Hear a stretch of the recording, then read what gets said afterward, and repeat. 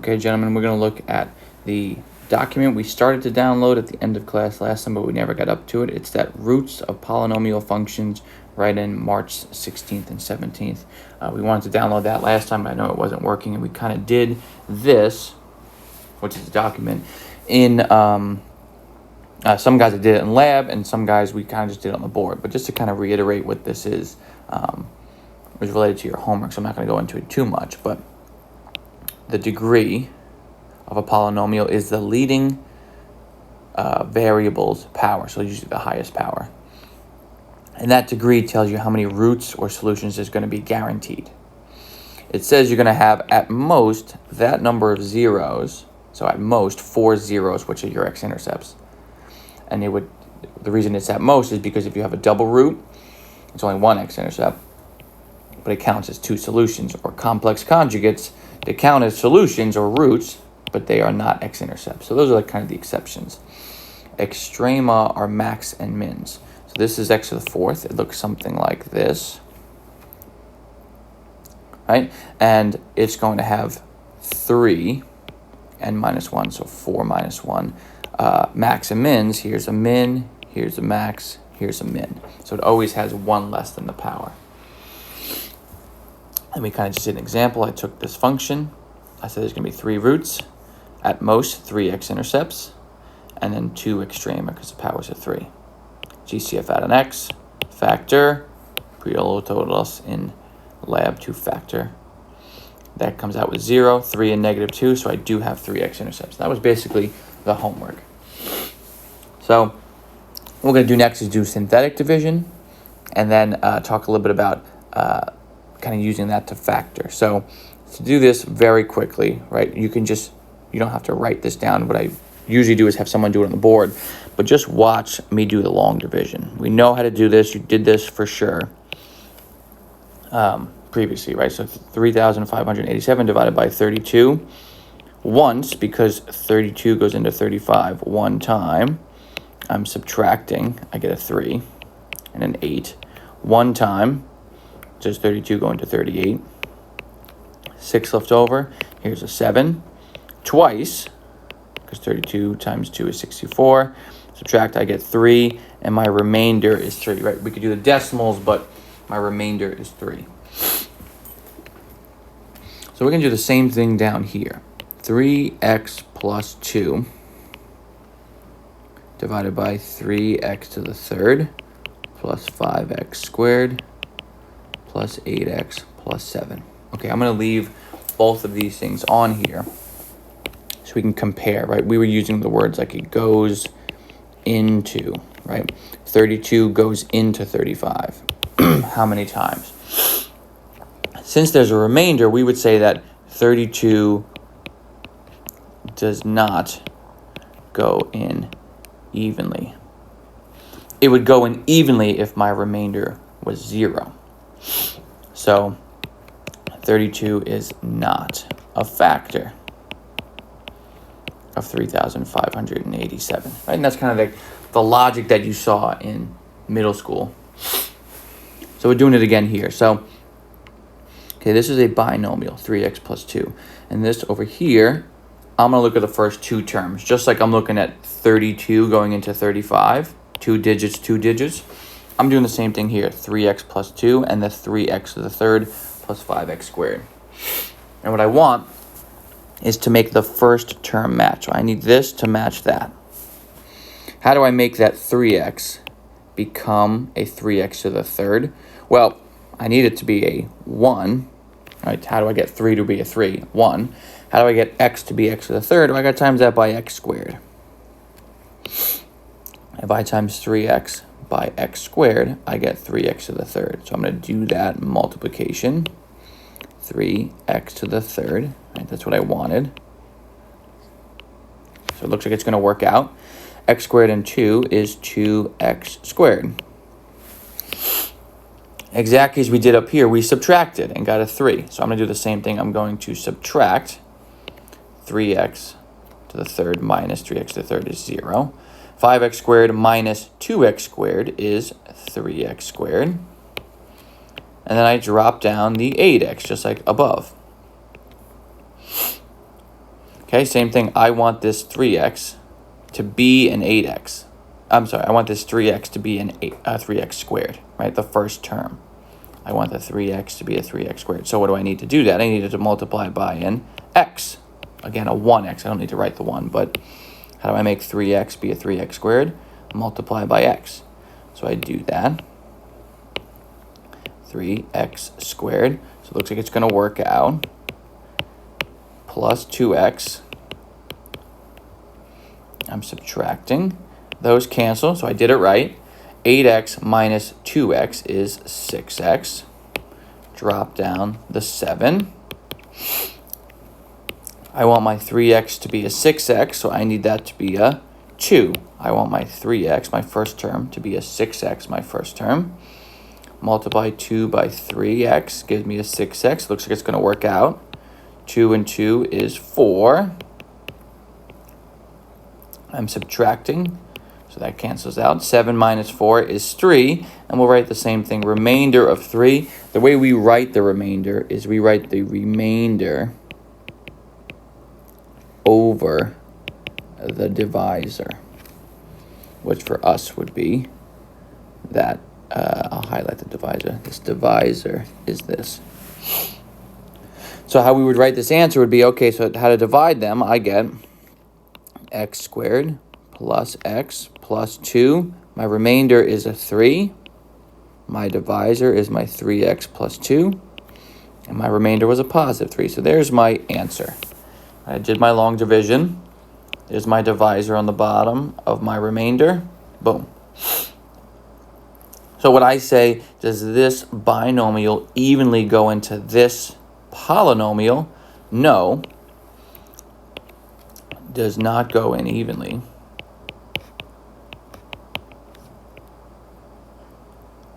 Because I don't have a remainder, because no remainder of 0. If I had a remainder of 0, that means it would have went in evenly. But if you notice, like if I go like this and I highlight up here, here is my 3 and my 2. Here was a 3 and a 2. Here's my 5, 3, 5, 8, 7. Here's a 3, 5, 8, 7. If we look at my answer, I got a 1, a 2, and a remainder of 3. A 1, a 2, a remainder of 3. So if you're looking at this, you're like, okay, wait a second. I just did it with all these variables, and I did it without the variables, and I got the same numbers. Is there a way to do it without the variables, like do it like quicker, and then get the answer, and then like put the x's in at the end? Yes, and I'm going to show you that now. So here's a shortcut to long division. I'm going to change the problem slightly. Change to the same polynomial and divided by x plus 2. So I'm not dividing it by 3x plus 2.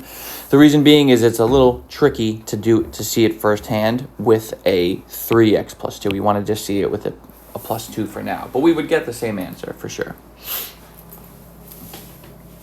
Okay, so I'm doing the same problem, except I'm dividing by an x plus 2, not a 3x plus 2. What is the root that would come out of this binomial? If this were a factor, what's the root that comes out of it? That's a negative 2. If I gave you a polynomial and a factor to x plus 2 times another thing, I'd be like, what comes out of it? It'd be a negative 2. We're going to take that negative 2 and put it up here.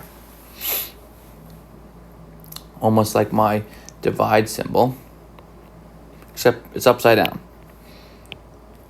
And then I'm putting all of my coefficients from here next to it. And then I draw a line. All right, so it looks kind of like division, just in like a little bit of a weird way.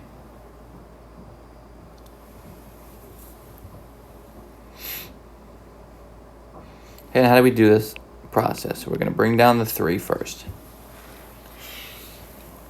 Negative 2 times 3.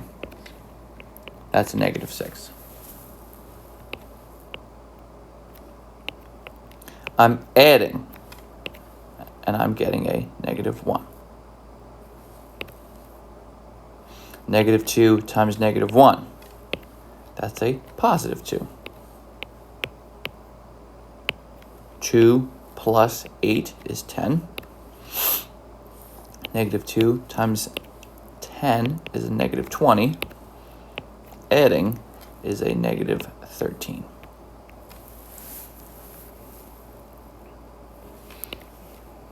Okay, so it is bring it down, times, add, times, add, times, add.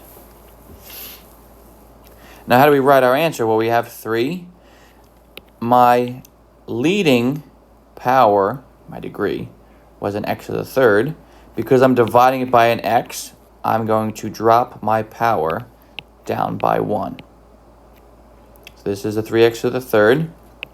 How do I rewrite this? Well, I'm taking the 3. And what is the x I'm going to put next to it? Well, it starts out as an x to the third. I'm dividing it by an x. So I'm going to get an x squared. Then I have a 1, x to the first. Then I have a 10. And what's that 13? Well, that's my remainder. So I'm going to write minus 13 over that divisor, x plus 2. And this would be my answer right here. Okay, so I'm dropping it down, times, add, times, add, times, add. This 3 goes in front, the 1, the 10, the power divided by an x is going to drop it down by 1. Then I go down by another 1, then there's no power, and that's my remainder. We're going to see in a little bit ones where we get a remainder of 0, and that's kind of important to us. Okay, let's try with example 4. I'm going to do example 4, and then I'm going to give you kind of a lot of time just to work on the other couple examples. And what this is saying is if we do not have a remainder, meaning my remainder is 0, then we can say that it goes in evenly. And that's what we were saying up above. It goes in evenly if you get no remainder. It's a factor. Okay, so here, let's do this. So here, what is the number that comes out of here? That's a 4. I'm going to write down my coefficients. 2, 5, 37, 60. Drop down the 2. 4 times 2, 8. 5 plus 8, 13. 4 and 13, 52. 37 and 52, that is a positive 15. And that's a 60. There's my remainder of 0. This one is important. I got a remainder of 0. What does that mean? Equals. Well, first, x minus 4 is a factor. Is a factor of the polynomial. Right? Because it goes in evenly. X equals 4 is a root slash x-intercept. How do I know it's an x-intercept? Well, it's not imaginary. I don't know if it's a double root, but either way, that's an x-intercept. So it is an x-intercept. It's my graph is going to cross at 4, 0. It is an x-intercept. It's a factor. That's vital. Now, how do I write my answer? Well, I started with an x to the third. I'm dividing by an x. So this 2 is going to be a 2x squared, because it's x to the third divided by x, plus 13x plus 5, no remainder. How nice. What am I able to do with that? Well, since it's a trinomial, and since I have, by my methods of factoring, I wonder if I can factor this. 2 numbers that multiply to 30 and that add to 13. They both got to be positive. 10 and 3. I'm going to write my factoring pretty quickly, but we can factor this. X plus 5, x plus 5, 2x and 3, x plus 5, and negative 5. And what are these? So now I found 1, 2, and there's the other one. So I have now my 3 x-intercepts. I know they're x-intercepts because they're non-imaginary numbers, and these are my 3 roots. They're all real numbers. I expected to get 3 because my power was 3 anyway. I happened to find one from what was given to me, and it worked out, and then I factored and got the other 2. Okay, and that's what the first part of your homework is on. The first part of your homework is on. Okay?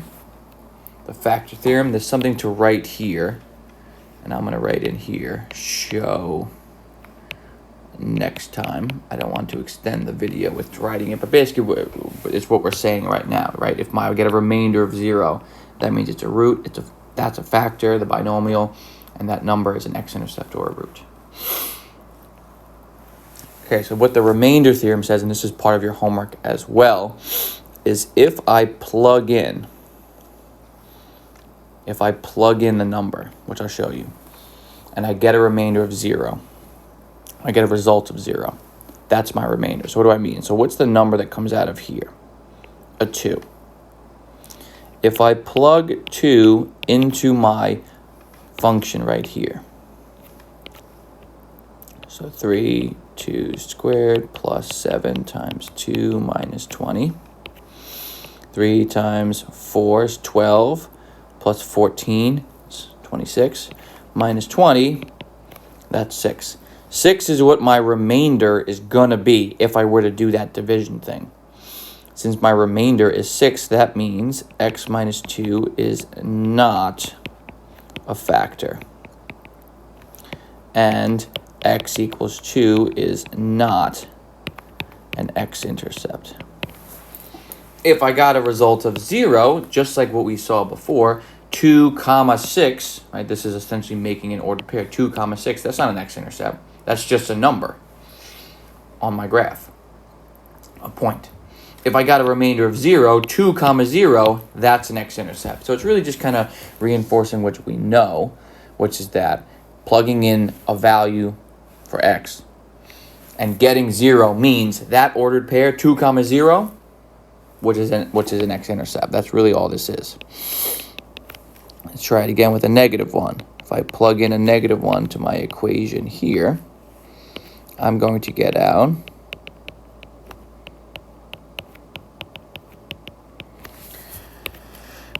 that's 3 minus 7, so it's negative 4, minus 20, negative 24.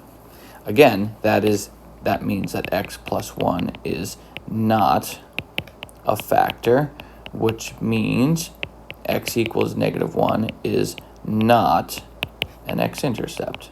It would only be an x-intercept if I got out 0 as a remainder. Let's try it again with negative 4.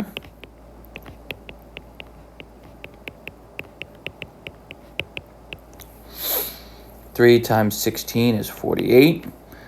Minus 28 minus 20, 0. That means negative 4 plugged in gets me 0, so x minus 4 is a factor, and x equals negative 4 is an x-intercept. And that's the second part of your homework, where I say here is some numbers. Instead of doing the whole synthetic division, plug it in. If it comes out with a number, it's not an x-intercept. If I come out with a 0, that is an ordered pair, negative 4 comma 0, so I am an x-intercept. Okay, and that's what this says right here. A function has a factor if and only if I get out 0 when I plug it in. That's what we just did.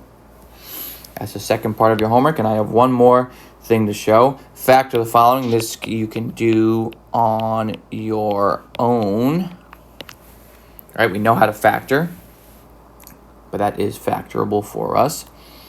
This is synthetic division. This one you can do on your own, because we've just seen it a couple times now.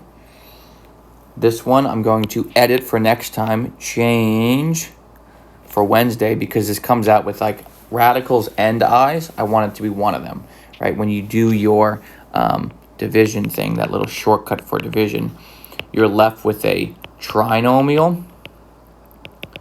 And if you can't do factoring, you'd have to use the quadratic formula. But it comes out really, really weird. So I'm going to edit it so you have to use a quadratic formula, but it's not as weird. And then this is the last one I want to do right before we end the video. Okay, so looking at this.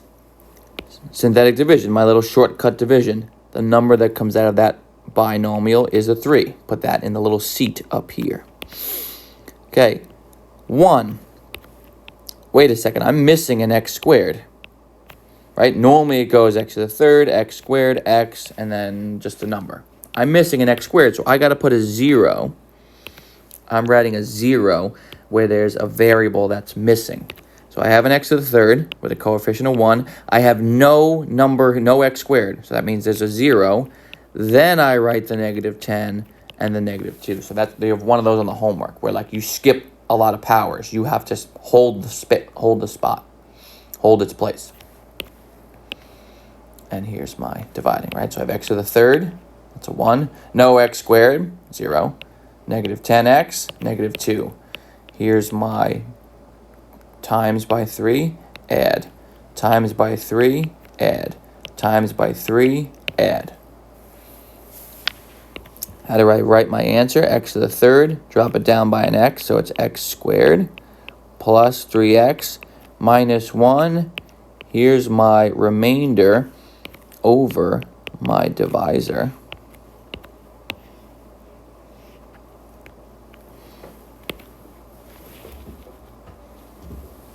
Right? So we would say in summary for this, x minus 3 is not a factor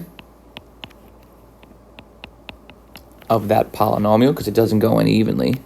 And 3 is not an x-intercept or root. Right? We just want to be careful with making sure we notice if I skip a power, I have to hold its spot. Okay? And that's the kind of a quick summary of what the homework is on. Doing some division and then doing some of this thing where I say use your factor theorem, plug in the number, see if you get out 0. That means that it is or is not an x-intercept. Okay, so good luck. You have some homework to do, and and that'll be due. I'll probably make that due at the end of the period for you guys. Good luck, and I'll see you on Wednesday.